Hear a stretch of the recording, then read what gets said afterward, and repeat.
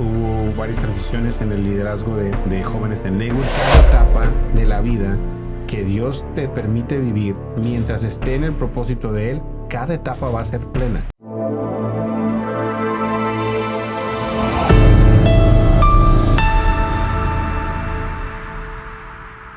Hola, bienvenidos a otro magnífico Next Level Podcast. Hoy estamos muy contentos, emocionados de compartir. Álvaro, ¿cómo estás? Muy bien, brother, gracias por presentarme nuevamente otro episodio más. El día de hoy tenemos un episodio especial con una persona que ha sido de gran apoyo, de gran motivación para este podcast. Él se llama Alan Álvarez, el pastor juvenil de Lakewood Church. ¿Cómo estás? ¿Cómo estás hoy, Alan? Primero, estoy impresionadísimo con todo lo que veo acá y les doy muchísimas gracias por la invitación. Orgulloso de ustedes, de los dos. Gracias. Y nada, súper contento de estar con ustedes el día de hoy aquí. No, pues contento por tenerte aquí, pastor. Realmente hemos esperado este momento. La verdad que se dio a su debido tiempo y la verdad que estoy muy interesado en conocerte un poquito más. Seguramente Álvaro también. De verdad, muchas gracias por asistir el día de hoy. Hemos visto que tienes una gran trayectoria, has hecho un sinfín de cosas y nos gustaría conocerte un poco más. Ahorita estás en la línea pastoral de Lakewood, ¿claro? Sí. Cuéntanos un poquito más de eso, un poco de ti, de dónde vienes, de dónde eres. Perfecto. Bueno, soy, como ya lo dijeron por acá, mi nombre es Alan Álvarez. Soy originario de México, nací en la Ciudad de México, pero a los 2 años me mudé a Guadalajara porque mi papá consiguió una plaza de trabajo ahí. Ahí vivimos alrededor de 10 años y pues nada, fue una de las vivencias más hermosas que hay. Ahí es donde conocieron mis papás al Señor en Guadalajara. Fueron parte de una iglesia. Ahí es donde conocimos el Evangelio y yo desde los 4 años, pues básicamente conocí lo que es la vida de iglesia, la vida cristiana y pues empezó nuestro caminar. Después de ahí, unos años después, nos mudamos para Houston. En el 2000, en el año 2000 nos mudamos para Houston y de ahí en adelante empezó lo que todos nosotros ahorita aquí estamos viviendo, lo que es la vida inmigrante en los Estados Unidos. De ahí en adelante, puedo decir que Dios nos llevó de más a más. Visitamos algunas iglesias, estuvimos viendo dónde íbamos a hacer esa comunidad de fe que iba a ser nuestra familia. Y encontramos en Lakewood en el 2004, cuando menos yo en el 2004, que era ese lugar donde el Señor nos estaba llevando. Y yo tenía 17 años cuando empecé a ir a Lakewood y fui parte de los eventos de jóvenes en inglés en ese tiempo porque no había nada en español. Y bueno, no había nada de jóvenes en español. El servicio de español había empezado en el 2002, pero todavía no se tenía nada. Estaba muy reciente. Exacto, estaba muy reciente, pero se estaban haciendo esfuerzos para tener algo para español. Y en el 2004, entonces no recuerdo si es 2004, 2005, no sé exactamente, empezó un servicio de jóvenes para español. Y desde el primer día, ahí estuve. Y era voluntario y literalmente desde el primer día que se abrió, necesitaban mover sillas y todo y yo quiero ayudar. O sea, muy emocionado de estar ahí. Y han sido, pues ya estamos en el 2024, así que han sido 20 años en Lakewood, Wow. sirviendo en el Ministerio Juvenil de manera voluntaria y también ahora del 2015 para acá, de tiempo completo, con la pastoral de jóvenes. Y la verdad es que ha sido el honor de mi vida poder servir. O sea, se podría decir que prácticamente eres cristiano de cuna. Has crecido en el cristianismo, has sido educado. Cristiano de kinder, diría yo. Sí, De cuna no necesariamente, pero sí, pues la verdad es que yo desde que recuerdo, mi familia ya iba a la iglesia. Yo puedo decir que hasta cierto punto sí, porque desde que yo tengo uso de razón, ya la vida de iglesia ya era una realidad. Entonces, Pero sentías que era como un crecimiento gradual, porque si tus padres también eran nuevos en el cristianismo o en la fe, obviamente en ese tiempo como que era su tiempo de cambio, su tiempo de crecimiento, en ir aprendiendo de cómo sí, mejorar, de cómo ir soltando aquellas cosas que no nos fíjate hacían que bien. como estaba yo muy joven, no notaba en realidad los cambios. Para mí, mamá y papá eran mamá y papá y ¿qué? Caricaturas, cereal en la mañana Sí, y vámonos a la escuela y todo ese tipo de cosas que uno no se da cuenta hasta ya más grande, poder platicar con mis papás cuando ellos nos decían de las cosas que ellos vivieron. Tuve una conversación muy interesante con mi papá hace unos años, donde literalmente él me dijo su transformación.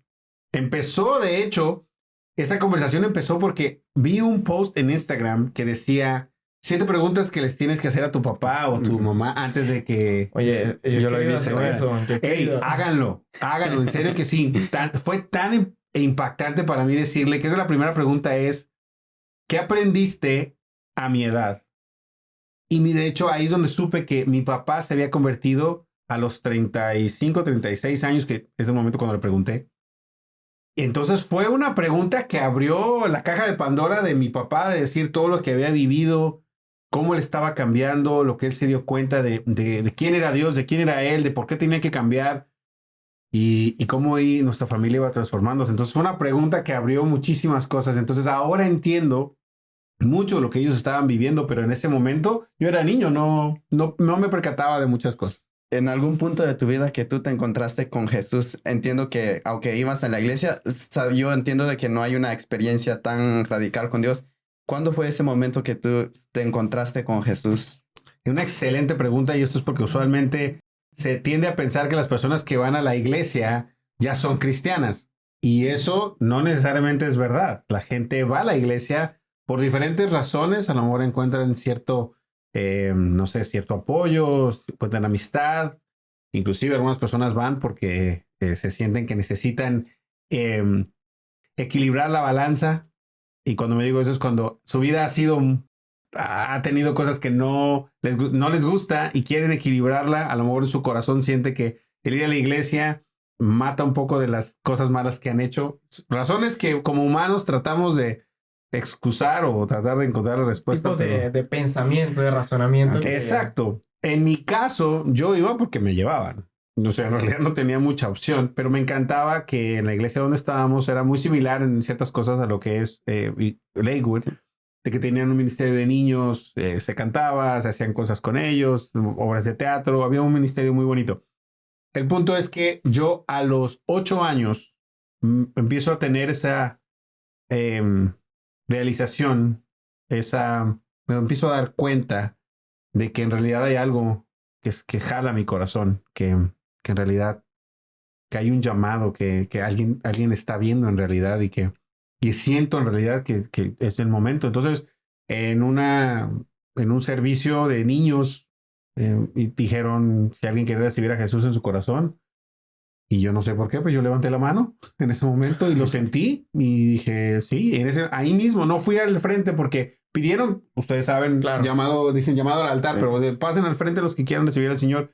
Yo no, en realidad no me atreví, no sé si por miedo, no sé qué fue. Yo simplemente me hinqué en ese lugar, en la silla donde estaba, me puse, de hecho, en una rodilla. Y recuerdo el momento cuando yo repetí la oración y fue muy real para mí. Entonces, tenía yo 8 años, a los 9 me bauticé, más o menos en las mismas fechas, porque entendí que era parte de una profesión de fe y me lo explicaron. Entonces, creo que tuve una experiencia con el Señor a temprana edad, pero fue muy guiada porque de cierta manera, nadie me presionó. Creo que eso es muy importante. Nadie me dijo, Alan, tú tienes que ser cristiano, tú tienes que creer esto. Entonces, simplemente fui expuesto a las cosas, fui expuesto a que había un Dios que te amaba, a las historias de la Biblia, fui expuesto solamente al contenido y creo que tiene mucho que ver con que cuando tú forzas tus creencias en alguien, más bien en vez de ayudarlo, lo alejas. Pero el contenido de lo que es el mensaje habla por sí mismo. Entonces, tiene el poder por sí mismo para poder convencer y tornar el corazón y si un niño lo puede percibir, obviamente un adulto lo puede percibir también. Claro. La diferencia vendría siendo como la dureza del corazón. Porque entre más adultos, más cerrados estamos, más incrédulos somos. Sí, y yo atribuiría eso a que como ya hay muchas experiencias, ya hubo dolor, ya hubo desánimo, ya hubo fracasos, ya hubo ya hubo una experiencia con lo peor de la humanidad de ciertas personas. Entonces muchas veces eso es lo que hace que una persona diga, no, ¿cómo voy a creer que algo así va va a pasar, que hay un Dios que cuando ya me pasaron todas estas cosas, cuando ya no es tanto, yo a veces no diría, no sé si es dureza de corazón, simplemente es esa, es que en la mente no puede equilibrar el hecho de que si hay un Dios que me ama y me dice que me ama, ¿cómo es que tuve que pasar por todo esto? Entonces, más bien es incredulidad lo que dices tú, Sí. que va más allá de, no es que sea duro. La dureza de corazón es cuando ya viendo las pruebas, ya has estudiado, has visto, han habido momentos en tu vida donde sabes que hubo una intervención divina y aún así no quieres creer, ahí sí hay dureza de corazón. Pero cuando una persona va llegando a todo esto que es creer en un Dios que te ama, es la incredulidad tiene que ver con las experiencias que vivieron. Pero lo que pasa es que también es difícil creer porque el panorama es muy limitado.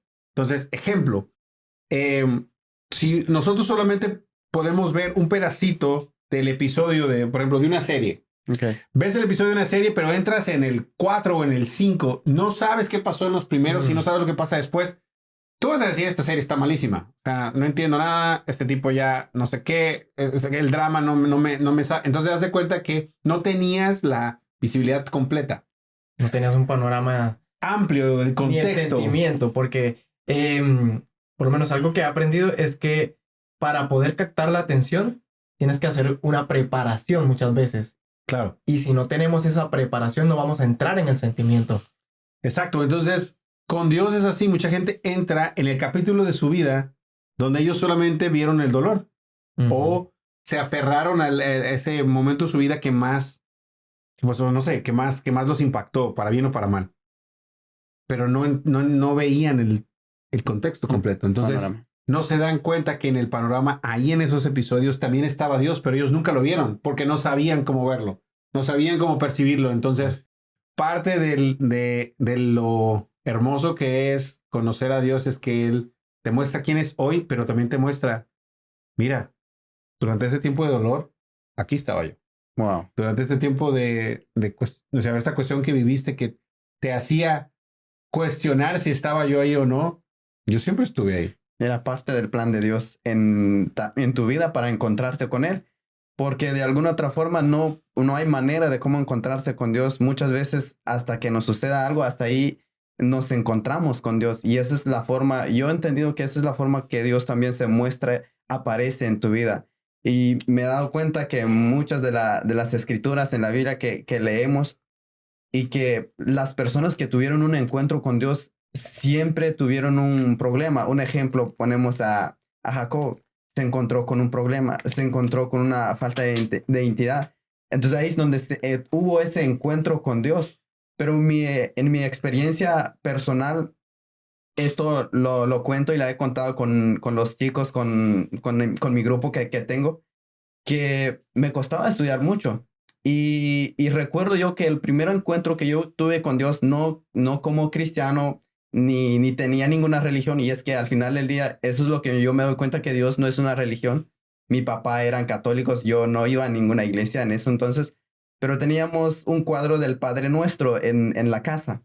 Entonces, cuando llegaba a los exámenes, porque me costaba muchas cosas, yo me acordaba de la oración y era eso como que, ok, oraba al Señor y digo, Dios, tú tienes que hacer algo en este momento porque no quiero perder este curso o este examen. Y recuerdo yo desde que tengo memoria, pues no perdí ningún grado y le doy las gracias a Dios que Él fue el que quizás me dio la respuesta en ese debido momento. Y claro, pasaron los años, cambiaron muchas cosas, pero eso fueron el primer encuentro con Dios, digamos unos 3, 4 años que recurrí a eso. Y después sí me discipliné más en estudiar y pues obviamente que sí, pero siento yo que fue el gancho de encontrarme con Dios y eventualmente mi papá se convierta al Señor, mis hermanos se conviertan a buscar a Dios. Creo que de ahí viene un crecimiento y por lo que yo me doy cuenta. Pero retornando un poco este tema, ¿cómo fue que empezaste el liderazgo de jóvenes, el pastorado de jóvenes en Lakewood? ¿Empezaste con high school?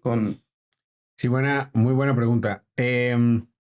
Yo serví como voluntario mucho tiempo en el área de menores de 18 años. Entonces, lo que es high school y junior high, secundaria, preparatoria. Usualmente no lo digo en español porque para diferentes países es diferente. Entonces, en México se divide así en secundaria, luego los años que ya los que siguen son preparatoria, pero vamos a decir de 11 a 14 años es adolescentes y de 14 a 18 jóvenes, vamos a decirlo así.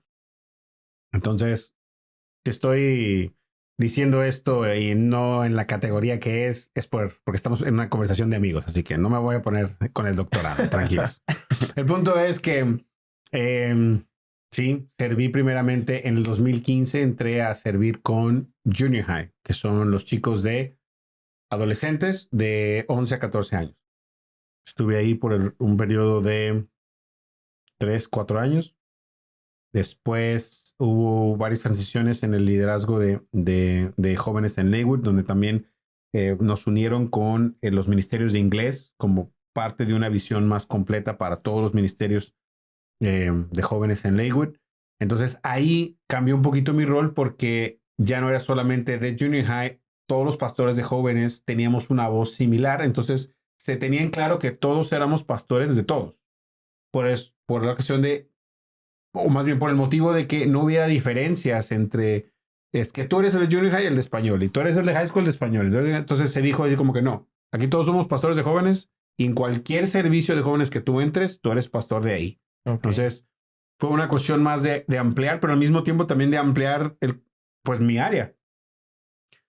A su vez, porque nos dimos cuenta que en ese momento no había una persona totalmente encargada de lo que es el Ministerio de Jóvenes Universitarios.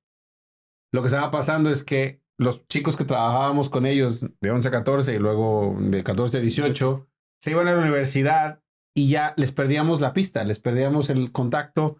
Entonces era como que trabajamos todos estos años y ¿ahora qué? ¿Se nos fueron? Se perdió el seguimiento ahí. Exacto, entonces empezamos a cierto punto a voluntariarnos, o hasta cierto punto, o a incluir como parte de nuestras responsabilidades lo que es el área en ese momento de universitarios.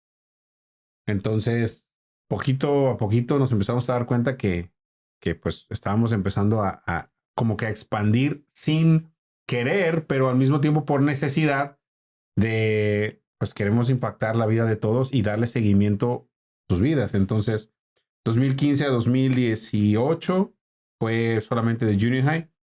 De 18 al 2021, que ya también nos metimos en área de pandemia, fue solamente, o fueron los dos, y también ayudando más voluntariamente con universitarios. Y del 2021 en adelante, hasta acá, también por otras transiciones que hubieron en el ministerio, el Señor me dio la oportunidad de ahora ser el director de jóvenes en español. Entonces eso abarca de Junior High, High School y jóvenes adultos. Y aquí estamos, muchachos. Mira que al escuchar lo que él cuenta, me recuerda a lo que hemos hablado en episodios anteriores. En episodios anteriores hemos tratado cómo empezar una nueva temporada, cómo dejar en los proyectos, ejemplo, ser líder de jóvenes y todo, se puede manifestar como un proyecto, claro. Y sí, claro, va evolucionando en el proceso. Y sentimos que es algo hay que ir evolucionando en estos proyectos y hay que saber que van a haber cambios. Y muchas veces el proyecto va cambiando, comienza con una idea inicial y el mismo proyecto te va diciendo hacia dónde hay que ir. Y siento que eres una prueba viviente de lo que ya hemos dado. Eres ese testimonio de cómo los proyectos se van expandiendo y Dios te va dando guía, Dios te va mostrando a dónde tienes que ir. Porque a veces queremos abarcar un número X de personas y realmente termina siendo mucha gente. Puede que sea un proyecto que empieza enfocado a cierto tipo de personas y termina siendo para jóvenes. ¿Hasta qué edad puedes considerar tú que una persona es joven y necesita ese seguimiento que tú le das? Esa es una excelente pero es una excelente pregunta y varias personas, incluyendo mi pastor, estaría un poquito donde tenemos esa cuestión, no en desacuerdo, pero para mí, una persona en edad a los 30 años ya es un adulto, o sea, completo, ya debería ser. Sí. Pero, si nos ponemos a pensar, también hay una cuestión de que en esta generación ese crecimiento y esa madurez, de alguna u otra manera, por la sociedad, por los cambios tecnológicos, por la era que nos ha tocado vivir, se ha hecho que no quiero decir que la madurez haya retrasado, en algunos casos sí, pero no necesariamente siempre es la madurez, es la etapa, por ejemplo, de la vida. Hay personas que tienen 30 años y no se han casado, tienen 31 años, 32, 35, no se han casado, y eso no quiere decir que son inmaduros, simplemente que están en un momento de su vida donde simplemente no ha llegado esa persona o su vida no está preparada para ese paso. Claro, mucha gente dice, no, es que a los 20 y pico ya me quiero casar, no sé qué, pero no hay relojes para nadie. Entonces, la pregunta es, ¿a qué edad una persona sigue siendo joven? Para mí, a los 30 en edad, pero en madurez depende de la persona. Yo diría que abarcando hasta los 35 sería todavía una cuestión donde son adultos jóvenes, más bien más adultos que jóvenes, pero todavía tienen bastante juventud. Y más si están en etapas de la vida donde tienen un buen trabajo y todo, pero no han formalizado una familia, donde no se consideran, vamos a decir, señores. O sea, como ya un señor casado, ya. Y bueno, eso puede variar para cualquier persona. Ahora, tengo que decir que no estoy de acuerdo en tener visa de joven hasta los pasados los 35, 40 años. ¿Por qué? Porque no es sano tampoco. Y eso es algo que mi pastor y yo sí estamos de acuerdo en que el hecho de que haya un ministerio juvenil no necesariamente es licencia para aquellos que no quieren aceptar la madurez y no quieren aceptar la responsabilidad de ser adultos.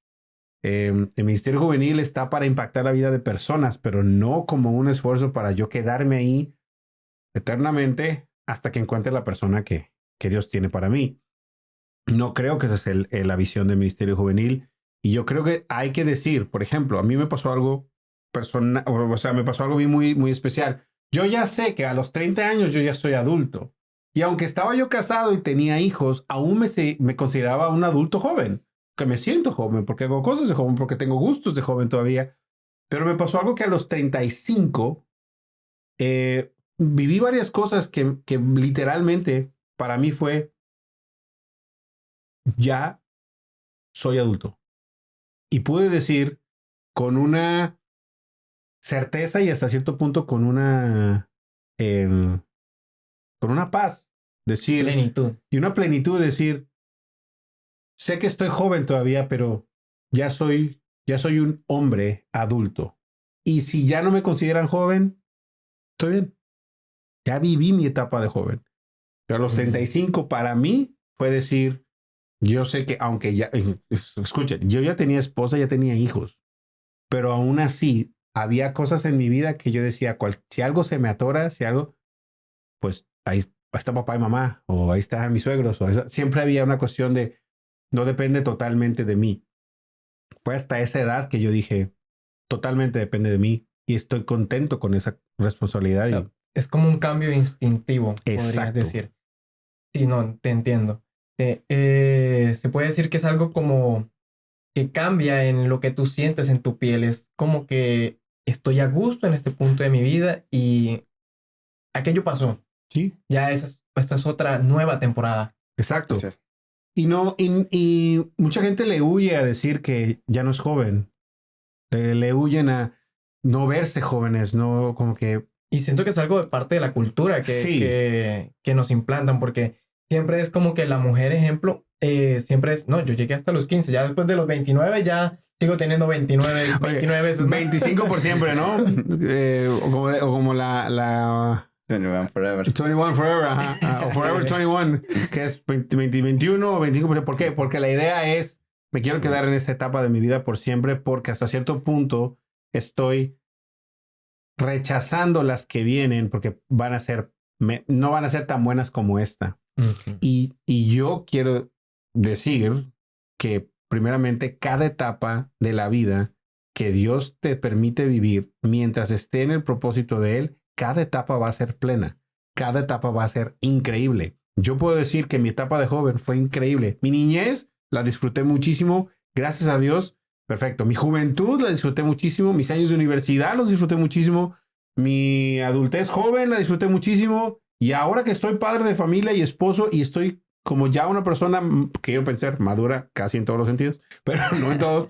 Pero quiero decir que gracias a Dios, cada etapa ha construido una que sigue y hay una sensación de gratitud y decir, yo no tengo miedo de seguir creciendo, no tengo miedo de seguir avanzando, porque yo sí creo que los mejores días que Dios tiene para mí siguen estando por delante. Si uno siempre tiene esa cuestión de que, no, es que ya cuando me envejezca ya no va a ser lo mismo porque ya no puedo hacer las mismas cosas, uno se está negando la oportunidad, la increíble oportunidad de poder ser pleno en todas sus áreas de su vida y dar plenitud a otros. Wow. Porque si no es, si yo mismo me pongo a decir, no, es que yo no quiero ser viejo, le estoy huyendo a la vejez. No, yo quiero llegar a la vejez pleno para que otros digan, yo cuando sea grande quiero llegar a ser viejo como tú. Así, como te veas, con la madurez o inclusive si me veo bien, pues verme bien. Tú me veo también, pero tengo sabiduría y tengo mucho que impartir. Perfecto. Pero no oírle. Creo que es algo importante. Uno reconocer la etapa en donde está ahí.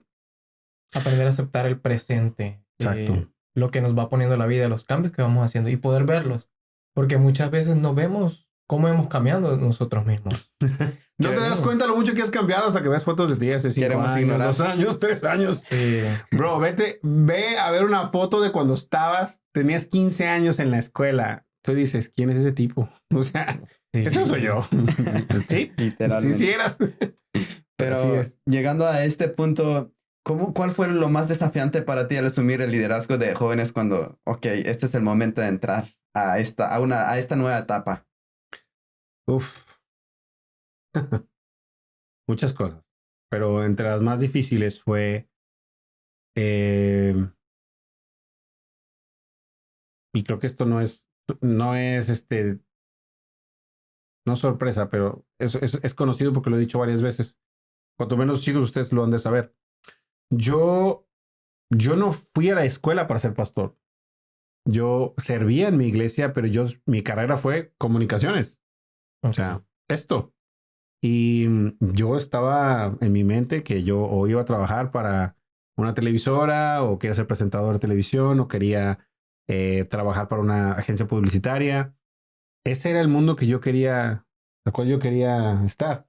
De hecho, uno de mis sueños fue poder trabajar para el departamento de mercadotecnia de la FIFA. O sea, ese era como que para allá voy. Y entonces me investigué y yo quería ir a la FIFA tiene una escuela de maestrías, no sé si ustedes saben. Muy poca gente sabe, pero tiene una escuela de maestrías. Yo me investigué y yo dije, obviamente es en Europa. Entonces yo dije, pues, terminando la carrera aquí, ahorro dinero, me pongo a trabajar y me voy, allá voy a hacer mi maestría. Ya era un plan casi hecho. O sea, yo decía, voy porque voy. Entonces, cuando el Señor me llama al ministerio, que obviamente me halagaba mucho que fuera en donde yo crecí como un ministerio juvenil, al mismo tiempo era como que fue muy fuerte para mí porque yo la verdad me molesté mucho. Yo dije, Señor, ¿por qué me dices ahora que quieres que sea pastor? Me hubieras dicho a los 21 años y lo hago gratis. Gratis, o sea, no, ya estoy casado, tengo un hijo, tengo un trabajo y yo no me siento que estoy para esto. ¿Por qué me llamas ahora a ministerio? Y la verdad es que también tenía yo un orgullo muy grande porque yo había terminado la universidad y que mi carrera pues, me había ido muy bien. Entonces era como que me mandaste a la escuela tanto tiempo. Y ahora me sales con que quieres otra cosa. Eso fue de las cosas más difíciles, que fue aceptar que, primero, que Dios, no era el plan que yo tenía, pero si nos ponemos a pensar, ¿cuándo es el plan que nosotros tenemos? Así es. Dios sabe lo que tiene para nosotros. Fue aceptar eso primeramente. La segunda es que literalmente yo dije, he estado todo este tiempo aprendiendo todo menos ministerio. Entonces voy a llegar yo ahí a ver qué hago. O sea, entonces me sentía yo, la verdad, aunque tenía yo mucha experiencia voluntaria de lo que era un ministerio juvenil y de campamentos y de juegos y todo este rollo, yo no predicaba. Yo no tenía ese conocimiento. Nadie me había enseñado a predicar. Podía yo hacer un esquema para comunicar, porque eso lo aprendí en la escuela, pero no comunicar es una cosa, predicar es otra. Entonces yo no sabía eso. O sea, un montón de miedos que me vienen al mismo tiempo de decir, ahora todo el mundo va a pensar que porque tengo el título de pastor, soy cristiano profesional. Entonces soy perfecto. Eres el target de críticas. Fíjate que en realidad lo de las críticas no me importaba tanto porque a final de cuentas la gente va a criticar y siempre va a haber alguien a quien no le caes bien o siempre va a haber alguien a quien no le gusta la manera que hace las cosas. En realidad eso yo ya lo sabía. Lo que me daba mucha presión es que la gente pensara que ahora porque soy pastor, ahora levito. Como que, es pastor. ¡Ah! Y yo sigo siendo Alan. El título no me cambió. Sigo siendo la misma persona. Ahora, lo que sí cambió fue la responsabilidad. Pero esa responsabilidad pesa mucho. Entonces es como que, ay, señor. ¿Qué voy a hacer? Entonces, entre esas cosas fue de lo más difícil, pero gracias a Dios, uno de mis batallas más grandes fue decirle a Dios por qué me mandaste a la escuela para otra cosa que no era y ahora me haces estar aquí. La primera es que él me mostró y me dijo, yo no desperdicio nada. Okay. Entonces, todo lo que tú fuiste, todo lo que tú hiciste, no va a ser desperdiciado, va a ser usado. Entonces, mi conocimiento en mercadotecnia y mi conocimiento en artes visuales y en producción, lo he usado tanto aquí en Lakewood que yo dije, Dios, es cierto, tú no desperdiciaste nada. Todo lo que he aprendido en mi carrera lo he usado de alguna u otra manera. La otra es, cuando Dios llama, también Dios capacita. Y eso es una de las cosas más grandes. Si yo hubiera llegado al pastorado teniendo muchos títulos de pastor o del seminario de no sé qué, mi confianza hubiera estado totalmente en mí. Una pregunta. Sí. ¿Sientes que tal vez eso, que no te sentías preparado o el hecho de que estudiaste tanto y ahora te cambiaban el plan, también era como que no te sentías listo porque ya te sentías, bueno, ¿cómo explicarlo en palabras sencillas? Uno tiene un ego, ¿no? Uh-huh. Cuando uno estudia y se prepara, uno crece tu confianza, pero también tu ego. Uh-huh. Y sientes que no te pueden venir a refutar sin bases. Pero el hecho de entrar a un nuevo ámbito del cual tú no estás preparado es también como que en ese punto de tu vida en el que ya tú eres papá, en el que ya tú eres la cabeza de la familia, en el que ya tienes toda esta experiencia que has acumulado, este conocimiento, es volver a empezar de cero. Y tu ego también se ve como afectado, como que, oye, Dios, me hiciste estudiar, me hiciste sentir que todo esto era parte de tu plan y ahora me vas a volver a poner otra vez en la primera fase de la cadena alimenticia. Exactamente. Fue algo así. Quiero pensar, sí, bueno, definitivamente sí fue ego, porque obviamente no puedo negar que estaba yo muy orgulloso de haber podido decir me gradué de la universidad, porque mis papás no lo pudieron hacer. Era algo que yo quería hacer por ellos y por mí. Entonces fue algo muy fuerte para mí decir, hey, me gradué. Ahora, en ese tiempo yo no tenía papeles. Entonces yo graduarme de la universidad sin papeles era un paso todavía más fuerte. Uno adelante, arriba de ese, es que yo me gradué de la universidad sin papeles y sin deuda. Porque Dios, por la gracia de Dios, no fui yo, fue Dios que me ayudó a hablar con diferentes personas, diferentes programas, diferentes becas. Sí, le eché ganas. No voy a decir que no, porque yo estaba ahí a las 3 de la mañana haciendo mis ensayos. Pero yo hacía lo que tenía yo que hacer, pero Dios hizo todo lo demás. Para lo que yo voy es, para mí era como que el milagro tan grande que hiciste, la hazaña tan grande que pudimos lograr, pudimos, y ahora me sales que no era por ahí, es como que, o sea, ¿por qué haces? O sea, para mí era más bien, ¿por qué haces eso? Se me hacía, lo digo con mucho respeto, señor, se me hacía un capricho divino. Así es. A veces sentimos como que Dios está jugando. Y como que, bueno, para darle un cambio de trama, para darle un para que esta historia se ponga buena. Y yo, no, pero ¿por qué con mi historia, weón? Pero no. Nos sentimos el protagonista. Nos sentimos el protagonista de la historia. Es eso. Nos sentimos el protagonista. ¿Y qué creen? Somos puros extras. Somos puros. El mero de la historia es él. Así es. Y eso de dejarse llevar con que tu historia complemente la historia de él es impresionante. Entonces, de las cosas más difíciles fueron esa. sí tenía que ver con ego, pero también tenía mucho que ver con que yo no entendía que Dios no es un Dios de planes humanos. Él es de planes divinos. Okay. Y en mi plan, a lo mejor yo no lo veo, pero no necesito verlo y debo estar contento con eso porque nosotros como cristianos vivimos por fe. Por fe. Y cuando vivimos por fe es muchas veces no vas a ver ni vas a saber qué viene adelante, pero esa es parte del juego. Esa es parte de la hazaña. ¿Quieres venir en este viaje conmigo? Cierra los ojos y camina. ¿Para dónde? Camina. Ahí vas, ahí te voy diciendo. Y esa fue de las, esta es de las aventuras más grandes de lo que es, yo creo, como cristiano, lo que vivimos. Buenísimo. ¿Algún consejo que le das a alguien que está empezando un cambio o quizás está empezando con un liderazgo? Sí, no tienes todas las respuestas. Y no debes de tenerlas. Está bien decir no sé. Está bien decir no puedo. Está bien decir no sé cómo.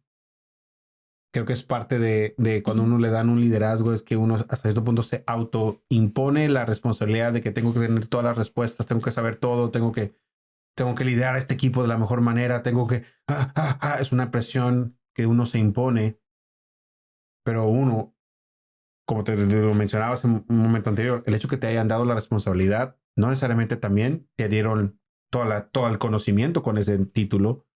Parte del proceso es ir aprendiendo. Entonces, es muy sano decir, no sé. ¿Cómo vamos a hacer para esta cuestión? La verdad, no sé. Pero estoy dispuesto a ver, a solucionarlo. Estoy dispuesto a aprender. Como líder, sí, yo creo que de lo más fuerte que puedo hacer es que mantener es un corazón humilde de decir, aunque tengo la responsabilidad, no lo sé todo. Y yo también tengo que aprender. Porque quieras o no, estás aprendiendo tanto de alguien más, porque estás liderando gente, entonces tienes que aprender de ellos, pero estás aprendiendo de ti mismo en una faceta que no te habías visto tú. Claro. Entonces, como nuevo líder, si tú no tienes un corazón de aprendizaje, lo que vas a hacer es te vas a machar, decimos en México, te amachas a que, no, es que yo tengo que parecer fuerte, yo tengo que tener la autoridad, yo no, la gente no me puede ver que estoy tambaleando, vamos por aquí. Y vamos por aquí al barranco, o sea, ¿por qué? Mejor, ¿por qué no decir, a ver, damas y caballeros, los amo a todos aquí, pero la verdad es que no sé a dónde vamos. Y si me dan un momentito, podemos trazar una ruta que podamos planificar Sí. porque no voy a nomás por mi ego, por aparentar que todo está bien y que soy el líder, que todo el mundo quería que fuera. Voy a llevarlos a todos al barranco. No sé a dónde vamos, pero denme un momento para ver, para escuchar. Porque tiene que ver mucho, el liderazgo tiene mucho que ver con escuchar, con percibir. Percibir lo que Dios quiere, es percibir lo que la gente necesita, percibir y estar dispuesto a decir, para esto soy muy bueno y para esto no. Y tener la humildad de decir, Álvaro es muy bueno para lo que yo apesto. Lo quiero en mi equipo. Esteban es buenísimo para cosas que yo no puedo hacer. Lo quiero en mi equipo. ¿Por qué? Porque así salimos adelante todos. Y mientras las fortalezas de alguien más complementen las debilidades, o sea, complementen las cosas que yo no soy bueno, no es que yo me vea menos, es que todos salimos adelante. Y eso como líder es muy difícil a veces cuadrarlo porque uno quiere verse como autosuficiente, como que no quiero que sepan que yo tengo debilidades. Al revés. Que nuestra naturaleza humana va actuando y instintivamente se activa y es algo que con lo que hay que estar luchando.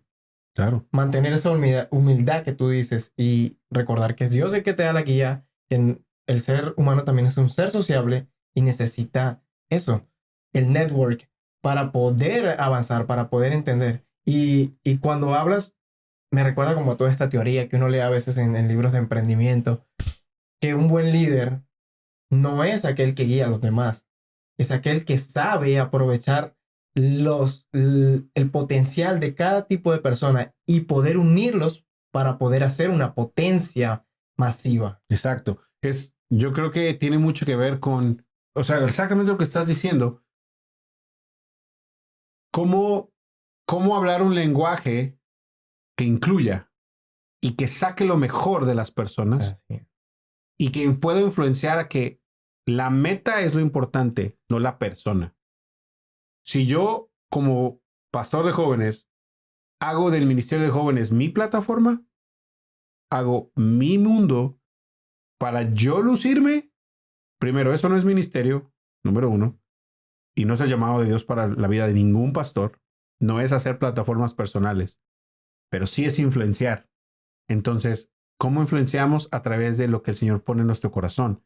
Ahora, la línea está muy gris porque para poder influenciar vas a estar en los reflectores bastante, Así. pero entonces hay que tener muchísimo cuidado en que, ¿por qué sigo aquí? Estoy tratando de liderar gente para que me vean a mí o para que vean a algo más importante. En mi caso, lo más importante es que vean a Jesús, porque esa es mi profesión. Pero para otras personas como ustedes, liderar gente ¿cuál es la misión? A que vean que ellos pueden ser más de lo que son, que ellos pueden entender que Dios tiene algo más para ellos. Para una organización es que vean la misión como lo más importante, no al líder como más importante. Siempre es que vean lo que puede trascender, porque yo me puedo ir. Entonces, ¿qué pasa?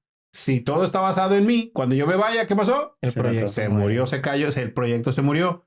Pero si estamos liderando de manera que vamos a lo intangible, o sea, lo que va a trascender, que es, no importa quién esté. Y cuando a mí me toca entregar mis llaves, caballeros, quiero irme diciendo, yo hice lo mejor que pude, con lo que tuve, y yo intenté hacer y creí en los que tenían que creer para que llegáramos a este punto. Le toca al que sigue, aquí están las llaves, Dios te bendiga, que yo te bendigo, dale para adelante, pero la misión sigue siendo la misma, la persona sigue, o sea, la campaña no termina porque se fue una persona, la misión no terminó, la misión es sigamos adelante y al que le toque, aquí está la estafeta, toca a ti. La causa continúa. Exacto, la misión continúa. En los equipos de fútbol, ¿no? Exacto. Cambian director técnico, pero el equipo sigue siendo el mismo. ¿O cambian de capitán? Sí. También, a mí me hace pensar también en recordar al gran Moisés, el gran líder que tenemos en la Biblia. Recuerdo yo que pues Dios preparó todo un equipo y es que de eso se trata el liderazgo, de preparar gente. No se trata de ti mismo, no se trata de exponer tu vida, sino que si el propósito es mayor, la misión sigue. Pero si el propósito solo se encierra en una sola persona, en un solo concepto que tiene que ser mi yo, mi ego, definitivamente se termina. Y por eso los liderazgos quedan fulminados. Y pues yo no sé si llamar un liderazgo de esa manera, pero a lo que he visto, que como personas como usted y personas que también nos lideran en la iglesia de Lakewood, siento yo que es eso, que es un mensaje mucho más de lo que nosotros creemos. Se trata de Jesús, se trata de Dios. Y para mí es un honor compartir todo este tiempo contigo, aprender de ti, estar aprendiendo de los detalles, de todo lo que hacemos. La verdad es que es un honor de tenerte en este lugar. Álvaro, ¿quieres agregar algo más? Siento que esta entrevista ha sido una clase. Una clase y un testimonio. Créeme que he visto personificado muchos de los episodios que hemos tratado en este podcast. Recuerden que este podcast es para poder llegar a un nuevo nivel, para que cada día podamos dar un paso más adelante, para que podamos ver cómo otras personas también demuestran que sí se puede. Siento que en este episodio el pastor Alan nos ha hablado de liderazgo, de cómo emprender, de cómo no dejarnos llevar por nuestro ego, de cómo armar un networking, de cómo dejarte guiar por Dios, de un sinfín de episodios que hemos hecho. Realmente siento que has personificado y eso me dice, eres un buen líder. No solamente por lo que yo he visto personalmente como en mi líder de joven, en mi pastor juvenil, sino que en lo que nosotros mismos hemos aprendido en la teoría, en lo que hemos aprendido en este podcast, a través de este año pasado, Hace 2 años. sí, hemos aprendido muchas cosas. Hemos dicho en los episodios, este podcast ha sido crecimiento para nosotros porque queremos impartir eso mismo. Y nosotros también vamos aprendiendo. Así como tú aprendes de aquellas personas a las que lideras, nosotros también aprendemos de esta información que Claro. tratamos de compartir. Y cada vez que hablas digo, eso estuvo en el episodio número 20 o esto así estaba todo el episodio. Sí.